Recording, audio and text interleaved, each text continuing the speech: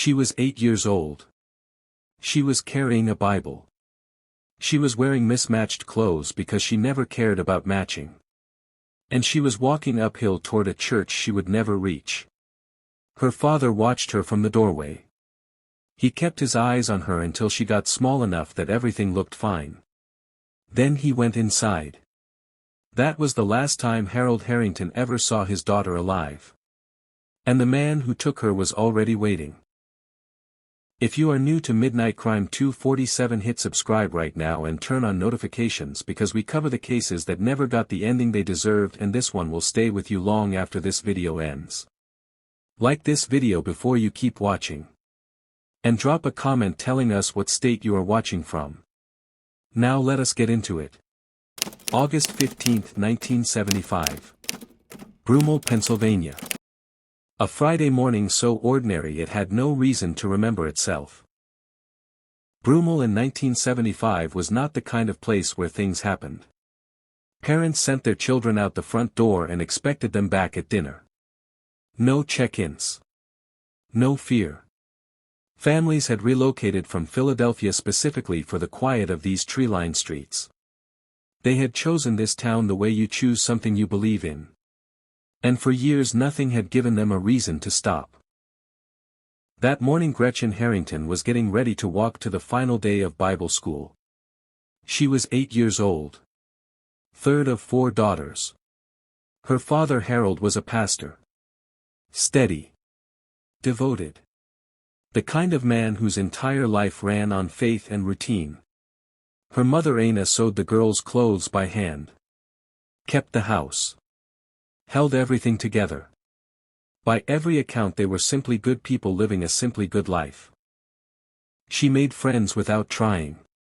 Private school classmates. Public school neighbors. Kids from church. It did not matter who you were. Gretchen was happy to know you. Her sister Ann said she did not have a mean streak in her body. Her best friend said they never once fought. And Gretchen had one thing she was quietly proud of. A perfect attendance record at Bible school. Not a single day missed all week. This was the last day of the program. The day they handed out the certificates. But something else was happening that morning. Anna Harrington was being discharged from the hospital. She was coming home with baby Jessica. The 4th daughter. The newest Harrington. The house was electric with anticipation. 12-year-old Zoe and 11-year-old Harriet chose to stay home and wait for their mother. That made perfect sense. And honestly it would have made sense for Gretchen to stay too. But Harold believed in showing up. He believed in honoring commitments. So he looked at his 8-year-old and said she should go. Keep the streak. It is less than half a mile. You have walked it every day this week. Gretchen agreed. She picked up her Bible. She got dressed in stripes and plaid. Colors that clashed. The way she always dressed. Because she genuinely did not care about matching. And she headed out the door. Harold stepped outside to watch her go. He kept his eyes on her until she crested the hill on Lawrence Road. Until she was small enough that everything looked completely fine. Then he went back inside. He had no way of knowing that what he had just watched was the last moment of his daughter's life that he would ever see. At 9:25 in the morning a neighbor spotted Gretchen near the intersection of Lawrence Road and Sussex Boulevard. Close to the church. Almost there. The neighbor described her as determined and focused. A little girl who knew exactly where she was going. That sighting. That ordinary Tuesday morning sighting of a child walking to church. That is the last confirmed moment Gretchen Harrington existed in the world that anyone can prove. And then she was gone. Investigators who arrived later found no signs of struggle anywhere along that route. No disturbance in the ground. No broken branches. No torn fabric. No trace. The trail simply ended halfway up the hill. Which means she did not run. Which means she did not scream. Which means she got into something or with someone without a single mark of resistance. And that can only mean one thing. She was not afraid. Not at first. Because she knew whoever stopped for her. Around 11 in the morning a group of Gretchen's friends appeared at the Harrington front door. They were looking for her assuming she had come back early. She had not. Harold felt something cold move through him. He called Trinity Church. Spoke to the pastor's wife. Asked if Gretchen had made it to class. She had not. No one had seen her. Harold searched Lawrence Road himself. He walked toward Darby Creek. He doubled back toward the church. Nothing. No trace of her anywhere. At 11:23 someone called the Marple Township Police Department and reported Gretchen missing. Now here is where this case splits open. The man who made that call was a trusted figure in the community. A man with no stated reason to know what Gretchen was wearing that morning. He told police she had never shown up to camp. He told them he had not seen her. And then without being asked he described her clothing. The color of her shorts. The zipper. The snap closure. The pockets on each side. The absence of visible buttons. Clothes that Anna had sewn herself by hand at home. He described clothes he claimed he never saw on a child he claimed he never saw that morning. And police wrote it down. Circled his name. And then left it there without acting on it for the next 48 years. By Saturday morning Broomall had transformed overnight. More than 400 volunteers flooded the streets. Firefighters. Church members. Strangers who had driven in from surrounding areas after hearing the news on the radio. A Pennsylvania State Police helicopter swept continuously overhead. K-9 bloodhound units were deployed. Search teams pushed through nearly 2 feet of dense underbrush across more than 5 square miles of terrain. They found nothing. But the dogs told a different story entirely. Trained bloodhounds can follow a scent trail across hours of time across rain across broken terrain. These dogs found nothing past a certain point on Lawrence Road. The scent stopped. Clean. Sudden. Final. No disruption in the ground. No signs of a struggle. No indication that anything had happened at all. As if Gretchen Harrington had simply ceased to exist at a specific point on a hill in suburban Pennsylvania. That was the moment the search changed. This was not a child who wandered toward the creek. This was not an accident. Whatever happened to Gretchen had happened fast and quietly and without a single mark left on the world. Which meant the thing investigators dreaded most was already true before they were ready to say it. Inside the Harrington home Harold and Anna waited. Baby Jessica cried the way newborns cry. Thin and constant and filling every corner of the house. And underneath that sound sat a silence that grew heavier by the hour. One daughter had come home. One daughter had vanished. Both on the same morning. Both in the same house. And the house had no way to hold both of those things at once. A 24-hour hotline was established. In the first days it received over 200 calls. A green station wagon near the church. A battered pickup truck parked halfway up the hill. A white compact car on Lawrence Road. A young male. A child nearby. The descriptions kept shifting and multiplying until the weight of contradicting information became its own dead end. But one detail kept returning across multiple independent witnesses. The green station wagon. Several people saw a green station wagon near a young girl near the church that morning. Not a pickup. Not a sedan. A green station wagon.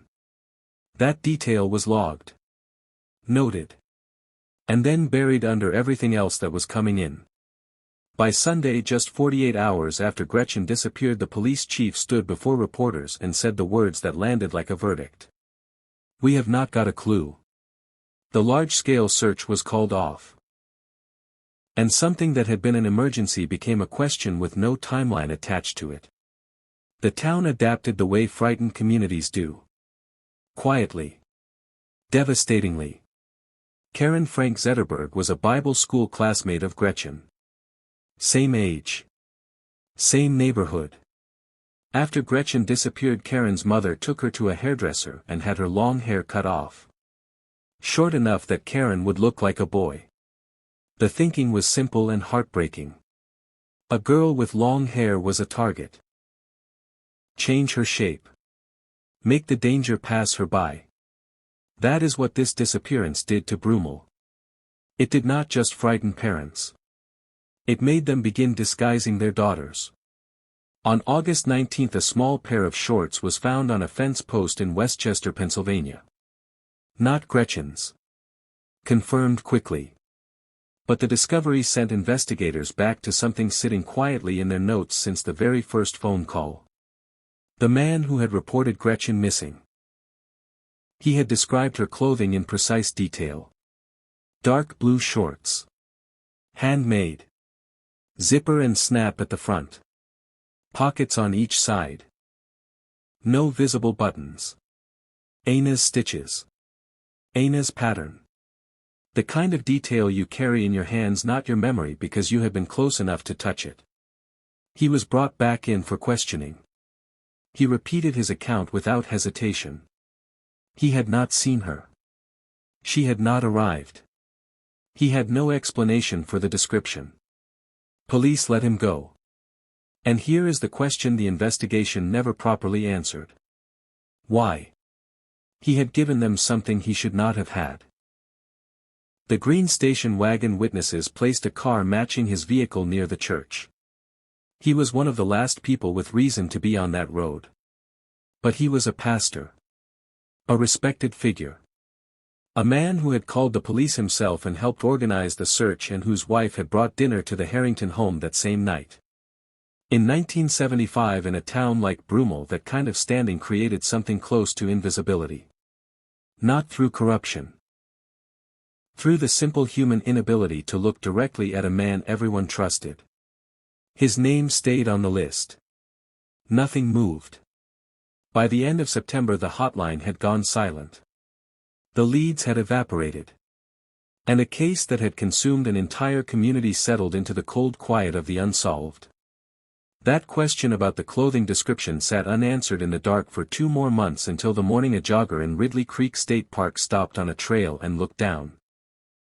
October 14, 1975. 60 days after Gretchen walked up a hill and never came back. A Navy seaman was jogging through the trails of Ridley Creek State Park when something made him stop. The woods were dense here. Remote. The kind of place that required real intention to reach. Not a casual shortcut. Not somewhere you ended up by accident. Whoever had brought something here had chosen this place specifically. The seaman looked closer at what was on the ground. And then he ran to find a park ranger. Gretchen's remains were found in a small clearing 2.5 miles from where she was last seen alive. 60 days in October woods. And the clothing told a story nobody in that clearing was prepared for. Her blouse was folded neatly. Placed beside her in a careful pile. Her shoes were on the ground nearby. And her underwear had been hung from a tree branch above the scene. Hung like a flag. That is how the original 1975 Philadelphia Inquirer described it. Hung like a flag, as if to call attention to the place. This was not a crime of impulse that ended and left nothing behind. Someone had stayed. Someone had arranged things. Folded clothes. Positioned items. Hung something deliberately from a branch. Whether it was ritual or compulsion or something else entirely, it pointed to a mind that felt in some dark, unreachable part of itself that what it had done had a kind of order to it. Harold and Anna were brought to the police and shown the clothing. Harold looked at the fabric. The stitching. The specific way it had been constructed. And he said there is absolutely no doubt it was hers. Anna had made those clothes by hand. She knew every seam. The medical examiner confirmed identification through dental records. The cause of death was blunt force trauma to the head. 2 or more severe impacts to the skull. A depressed fracture. The kind of force that does not happen by accident. Gretchen Harrington had been killed deliberately by someone who then carried her body 2.5 miles into remote woods, arranged her clothing and walked back out into the world. 5 days later Harold Harrington stood at his church pulpit and delivered a sermon. His congregation sat in silence. And Harold, a man who had just identified his 8-year-old daughter through dental records, said this. Gretchen with her simple faith is free. But her killer is in terrible bondage. He was speaking to his congregation. But those words were aimed somewhere specific. Whether Harold knew it or not. A few days after that was the funeral. And at the front of that room leading the service praying over Gretchen's coffin was David Zandstra. The man who 2 months earlier had described her handmade shorts in precise detail while claiming he had never seen her. He stood at that podium. He prayed. He comforted Harold. He comforted Anna. He was the pastor. He was the family friend. He was the man everyone trusted to carry them through their darkest moment. And he did it. He stood there and did it. While carrying whatever he was carrying inside him. And not a single person in that room had any reason to look at him differently. If you are still watching at this point, drop a comment right now with "still here." This is one of the most layered cold cases we have ever covered on Midnight Crime 247, and we need to know who is locked in with us for what comes next. Because what comes next changes everything. The investigation that followed Gretchen's discovery was intense but brief. Tips flooded in again. Witnesses reported various men near Ridley Creek. Investigators examined known offenders in the area. One name kept surfacing. A convicted child rapist and kidnapper named Richard Bailey, who had been seen less than a mile from where Gretchen disappeared on the morning she vanished. He was investigated seriously. His DNA was never compared to evidence from the scene. The case against him never solidified. Richard Bailey died in a state prison decades later without ever being charged in Gretchen's case. The other leads dissolved one by one. The evidence box at Marple Township Police Department, filled with reel-to-reel interview tapes, crime scene photographs, memos and witness statements, began gathering dust. Detectives would pull it out occasionally. Go through the files. Put it back frustrated. The original lead detective retired. Then died. The case moved from desk to desk like something nobody wanted to be responsible for and nobody could bear to let go. 47 years passed. And then in the fall of 2022 something cracked open. 2 journalists, Joanna Falconet Sullivan and Mike Mathis, both Broomall natives who had grown up under the shadow of Gretchen's disappearance, published a book about the case. Sullivan had been 9 years old when Gretchen vanished. She remembered the helicopter sweeping over the neighborhood. She remembered what it felt like when the streets went quiet. The book was not written to sensationalize anything. It was written because someone had to keep asking the question. And it worked. Old memories surfaced. Old fears came back up. And somewhere in Pennsylvania a woman read something that finally pushed her past a line she had been standing behind for nearly half a century. In the fall of 2022, Sergeant Nick Coffin of the Marple Township Police Department sat down at his desk and found a voicemail waiting. A woman wanted to talk about Gretchen Harrington. She thought she knew who was responsible. She had information about an attempted kidnapping that had happened around the same time. And she said she had kept a diary since 1975. She still had it. On January 2, 2023, state troopers sat down with the woman, identified in court documents only by her initials SF. She was in her late 50s. She had lived with what she knew for 48 years. And she had chosen finally to say it out loud. SF had grown up in Habertone, about 3 miles from Broomall. She had been a schoolmate of Gretchen and her sister Zoe. She had also been close friends with David Zandstra's daughters Mara and Kristen. She slept over at the Zandstra home regularly. And then she told investigators what had happened during 2 of those sleepovers. She was 10 years old. She and Zanstra's daughter had gone to bed. In the middle of the night she woke up and found David Zanstra in the room. He shifted her body and left immediately. Fast. Like someone who knew exactly what he was doing and exactly how to stop. She told herself it was nothing. And then it happened again the following night. Same darkness. Same movement. Same immediate retreat the moment she stirred. The next morning she told Mara what had happened. And Mara, Zanstra's own daughter, looked at her and said, "He does that sometimes. Some nights I hear my sister crying." A child delivering those words about her own father as though it were a fact of weather. As though it were simply something that happened in the house. SF went home and told her parents. They banned her from the Zanstra house immediately. No formal complaint. No explanation to the outside world. This was 1975. He was a pastor. He was respected. And 1 week later. 1 week after SF told her parents what had happened in that house. Gretchen Harrington disappeared. SF had written it down. That was the only thing a 10-year-old knew how to do with something too large to carry. She documented it in her diary.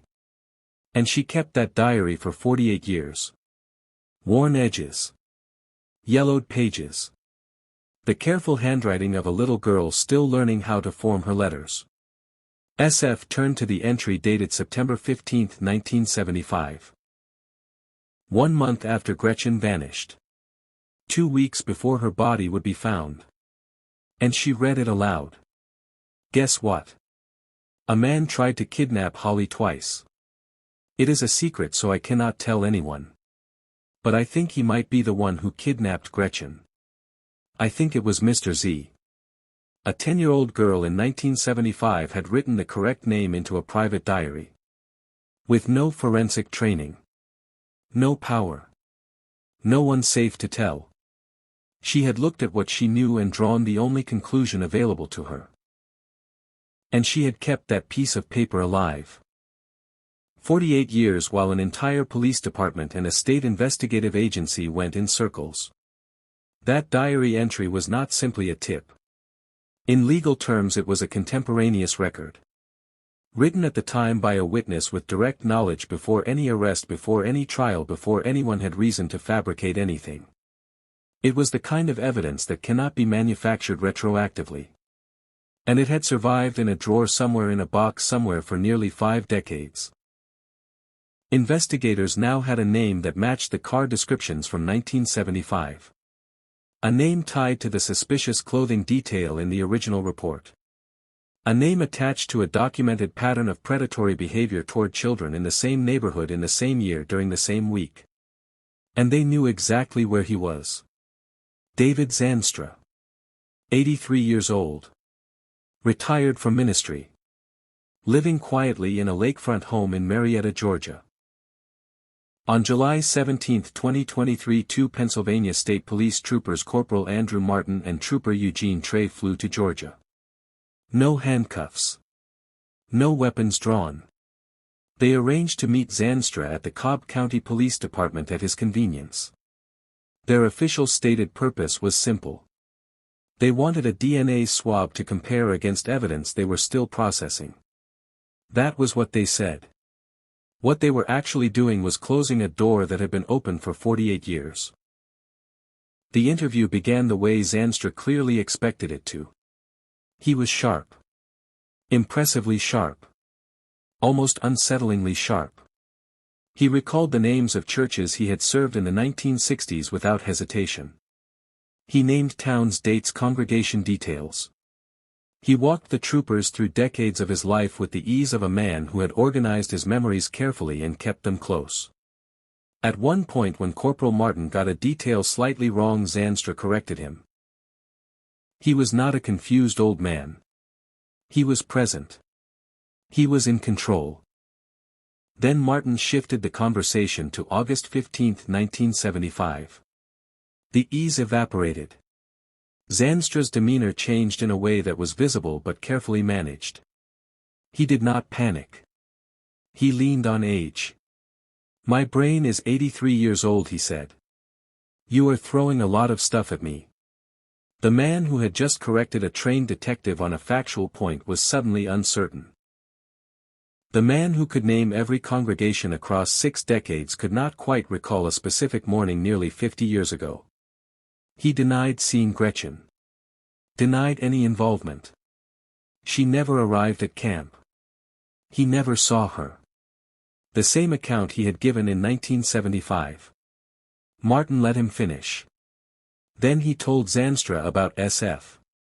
The childhood friend of his daughter's. The sleepovers. What had happened in the night.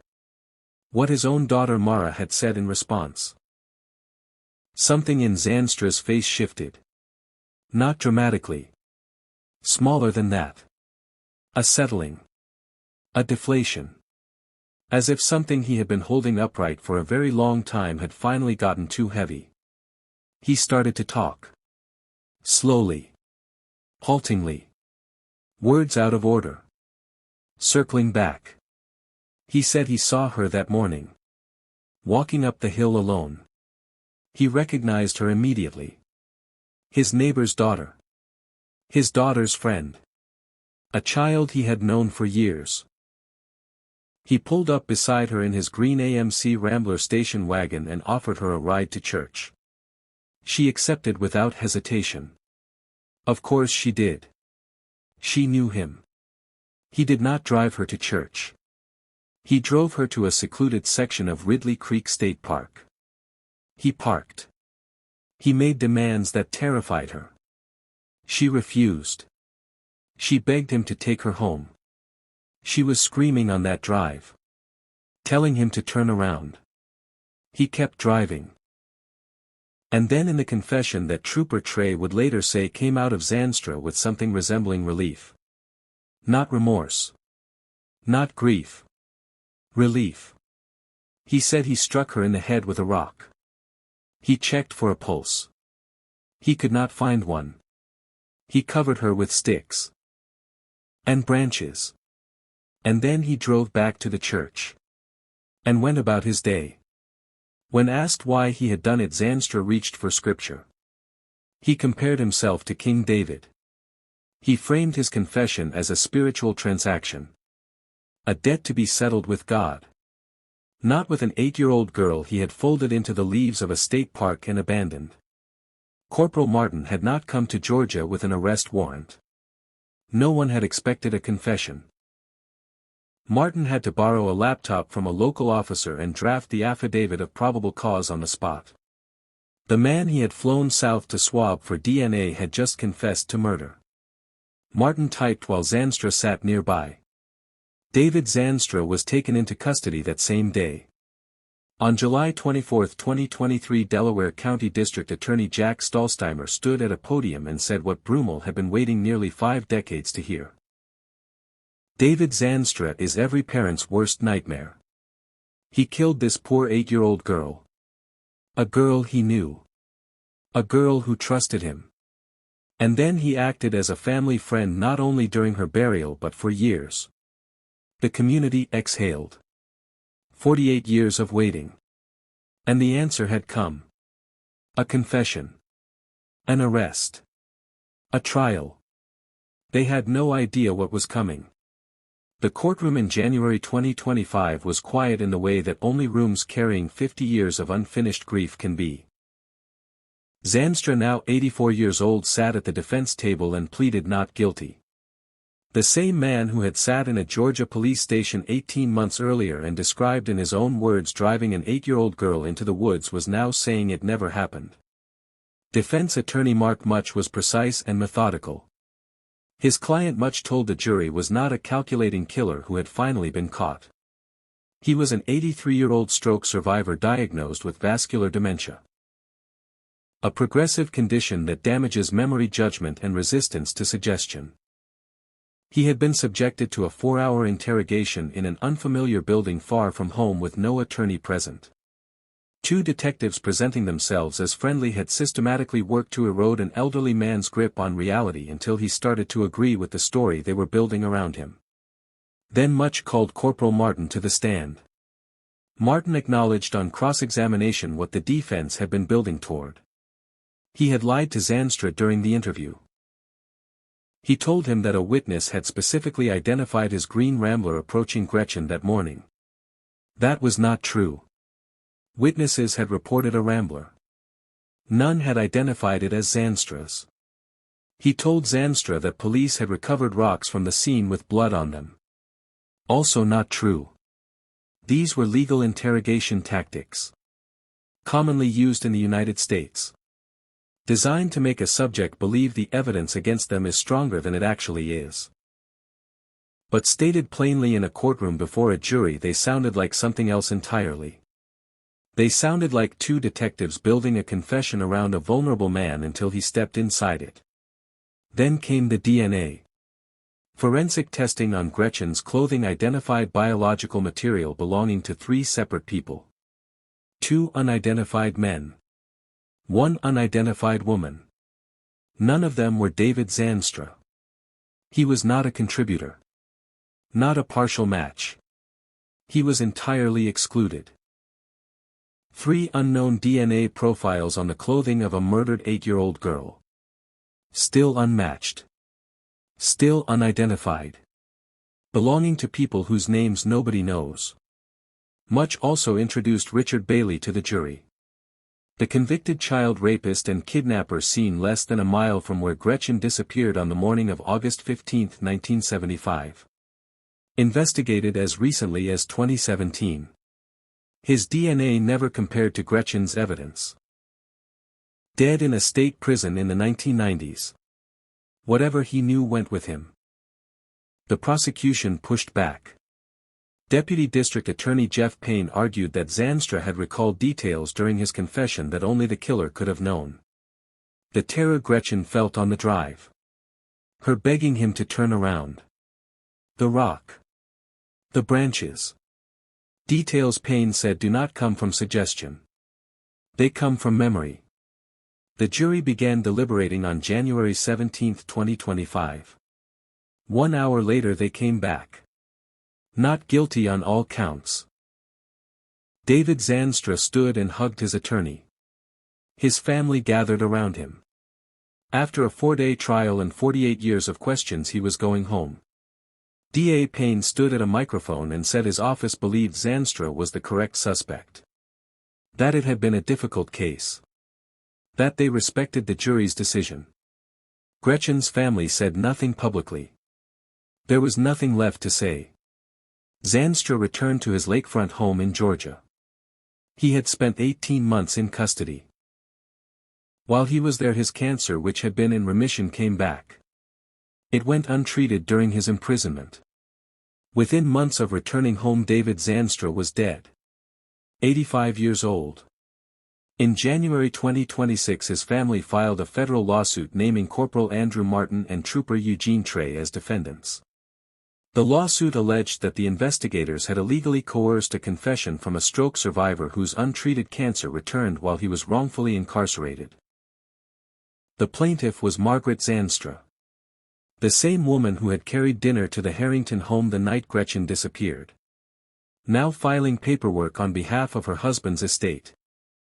As of the time this script was written, the lawsuit remains active.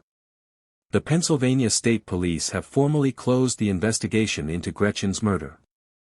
There are no announced plans to reopen it. The 3 DNA profiles recovered from her clothing remain unmatched in any national database. No new suspects have been publicly named. No new forensic leads have been announced.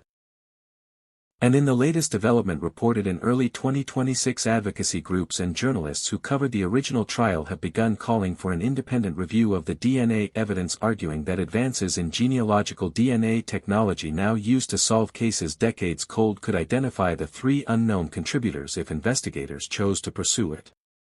They have not chosen to pursue it. Gretchen Harrington was 8 years old. She never got her perfect attendance certificate. That was all she was walking toward. A small piece of paper that said she had shown up every single day. And the man her father trusted to lead his congregation stood at her funeral and prayed over her coffin while knowing exactly where she was. She was wearing stripes with plaid that morning because she never cared about matching. She was carrying a Bible because her father believed in showing up. She was moving up that hill with the kind of certainty that only a child who has never been given a reason to be afraid can have. 50 years later, 3 unknown DNA profiles sit in a database with no names attached to them. A diary written by a 10-year-old girl was the closest thing to justice this case ever produced.